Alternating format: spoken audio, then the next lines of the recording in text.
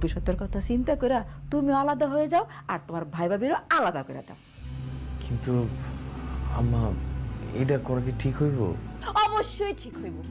এত বছর হয়ে গেছে বিয়া করছি, এতদিন ছিলাম না সবাই এক লগে, এখন আমি আলাদা হইতে চাই।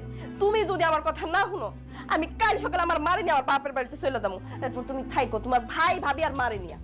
না না, তুমি কেন যাইবা? আসলে আম্মা যে কথাগুলো কইছে, আম্মা তো একদম ঠিক কথাই কইছে। আমি যদি আমার সংসার আলাদা করে ফেলি, তাহলে তো আমার সংসারে অনেক খরচ কমে যাইব, আমার আয় উন্নতি বাড়বো, আমি ব্যাংকে অনেক টাকা জমাইতেও পারবো। এই যে এতদিন পর বুঝতে পারছো, আর শোনো, আমার মা না তোমার ভালো চায়, এই জন্যই তোমার একটা ভালো বুদ্ধি দিচ্ছে। তোমার মায় তো তোমার কোনোদিন দেয় নাই। আর শোনো, কাল সকালে তোমার ওই ভাই ভাবি আর মারে ডাক দিয়া কইবা আমরা আলাদা হইতে চাই। আচ্ছা ঠিক আছে, আমি কালকে সকালবেলায় ভাই আর ভাবির